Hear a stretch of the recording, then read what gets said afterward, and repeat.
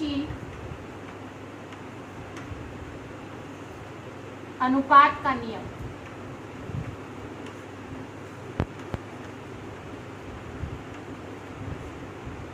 उत्पादन उत्पत्ति के विभिन्न साधनों की सहायता से किया जाता है।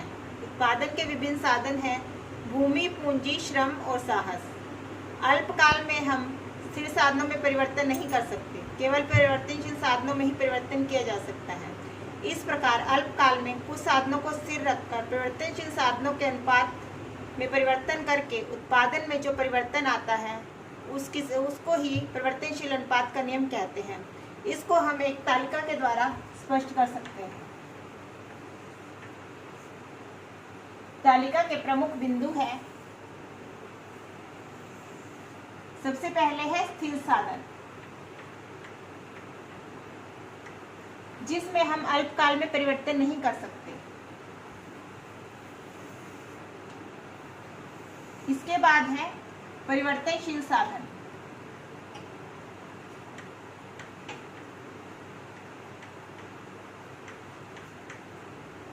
स्थिर साधन होते हैं जैसे भूमि, पूंजी, पूंजीगत उपकरण और तकनीक। और परिवर्तनशील साधन होते हैं श्रम की इकाइयां, जिसमें अल्पकाल में परिवर्तन किया जा सकता है। इसके बाद है कुल उत्पादन। स्थिर साधन के साथ परिवर्तनशील साधन की इकाइयों का प्रयोग करके जो उत्पादन प्राप्त किया जाता है उसे कुल उत्पादन कहते हैं। इसके बाद है औसत उत्पादन।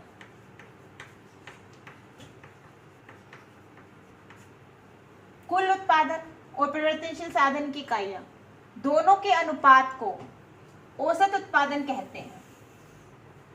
इसके बाद है सीमांत उत्पादन।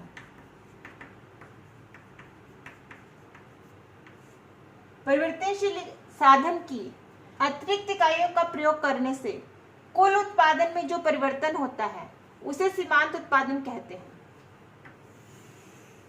इसके बाद है अवस्थाएं।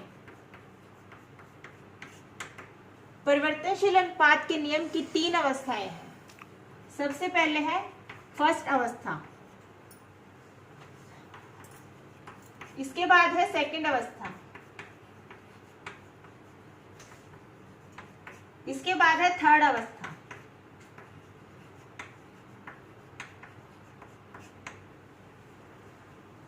शुरू में फर्स्ट, सेकंड, थर्ड, यहां तक हमारी प्रथम अवस्था रहती है। इसके बाद फोर्थ, फिफ्थ, सिक्स्थ, इन साधनों की इकाइयों तक हमारी सेकंड अवस्था रहती है। 7, 8 और 9, यहां तक हमारी थर्ड अवस्था रहती है। क्योंकि अल्पकाल में हम साधनों में परिवर्तन नहीं कर सकते स्थिर साधन में, इसलिए इनकी इकाइयां सेम रहती है। और परिवर्तनशील साधन की इकाइयां जैसे कि श्रम और स्थिर साधन की इकाइयां जैसे कि भूमि, पूंजी, पूंजीगत उपकरण, तकनीक, इसमें हम परिवर्तन नहीं कर सकते। श्रम की इकाइयां जिसमें हम परिवर्तन कर सकते हैं, जिसकी सहायता से उत्पादन को बढ़ाया जा सकता है। इसके बाद हमारा कुल उत्पादन है।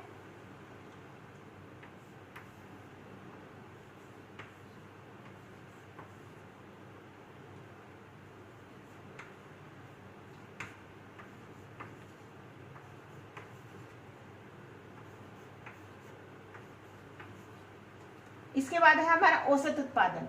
कुल उत्पादन और परिवर्तनशील साधन की इकाइयां दोनों के अनुपात को औसत उत्पादन कहते हैं।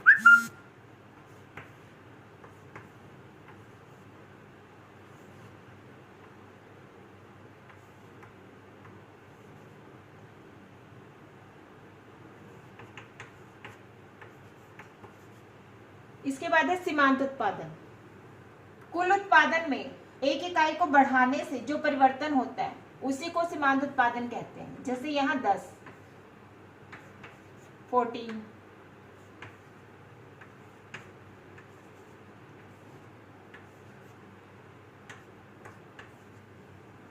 इसके बाद फर्स्ट अवस्था, इसको हम एक रेखाचित्र द्वारा भी स्पष्ट कर सकते हैं। इसमें हम पहली अवस्था में कुल उत्पादन, औसत उत्पादन और सीमांत उत्पादन तीनों में वृद्धि होती है। और सेकंड अवस्था, इसमें हमारा कुल उत्पादन में वृद्धि होती है, लेकिन सीमांत उत्पादन और औसत उत्पादन दोनों घटता है।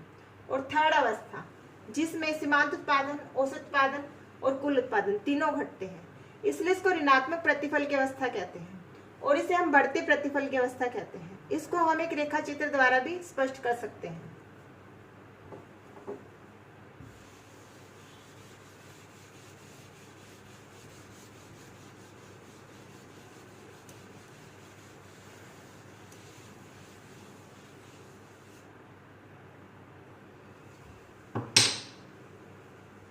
सबसे पहले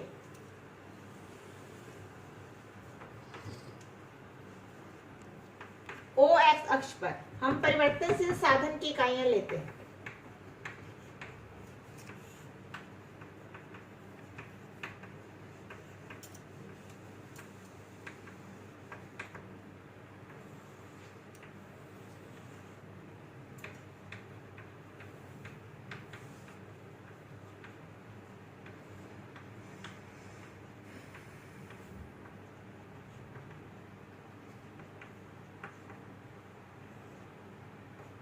और ओ वाई अक्ष पर हम टोटल प्रोडक्शन, मार्जिनल प्रोडक्शन और एवरेज प्रोडक्शन लेते हैं।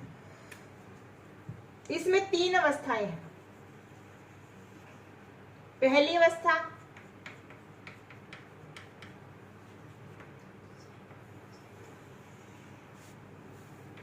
दूसरी अवस्था, इसके बाद है तीसरी अवस्था। पहली अवस्था के हमारे दो भाग हैं।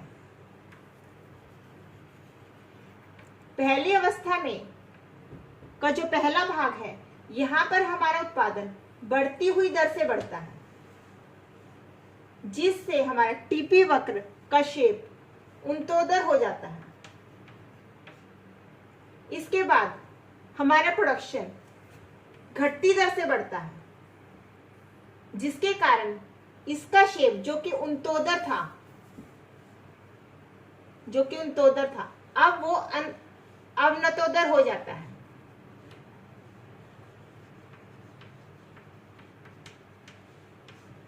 इसके बाद हमारा प्रोडक्शन सेकंड स्टेज तक बढ़ता है, उसके बाद ये घटना शुरू हो जाता है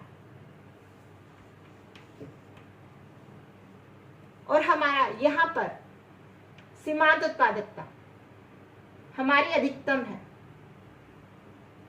प्रथम स्टेज के प्रथम भाग तक हमारी सीमांत उत्पादकता अधिकतम है, इसलिए हमारा प्रोडक्शन तेजी से बढ़ता है। इसके बाद जब हमारी सीमांत उत्पादकता घटनी शुरू हो जाती है, तो हमारा प्रोडक्शन घटती हुई दर से बढ़ता है। इसके बाद यहाँ पर हमारी सेकंड स्टेज कहाँ पर खत्म होती है? जहां पर हमारा सीमांत उत्पादन शून्य हो जाता है। जहां पर हमारा सीमांत उत्पादन शून्य है, वहां पर हमारा टोटल प्रोडक्शन मैक्सिमम है। इसके बाद हमारा सीमांत उत्पादन ऋणात्मक हो जाता है। सीमांत उत्पादक के ऋणात्मक होना जाने से हमारा टोटल प्रोडक्शन भी ऋणात्मक हो जाता है। इसे कहते हैं ऋणात्मक प्रतिफल की अवस्था। और हमारा ये है औसत उत्पादन। औसत उत्पादन हमारा बढ़ता है। बढ़ने के बाद जहां पर हमारा औसत उत्पादन अधिकतम हो जाता है, वहां पर हमारी सेकंड अवस्था शुरू हो जाती है। सेकंड स्टेज वहां पर शुरू होती है, जहां पर हमारा औसत उत्पादन अधिकतम हो जाता है। यहां तक हमारा सीमांत उत्पादन औसत उत्पादन से ज्यादा है, जिसके कारण हमारा प्रोडक्शन बढ़ता है। इसके बाद हमारा जो सीमांत उत्पादन है वो कम है औसत उत्पादन से। यहाँ पर हमारा औसत उत्पादन घटता है।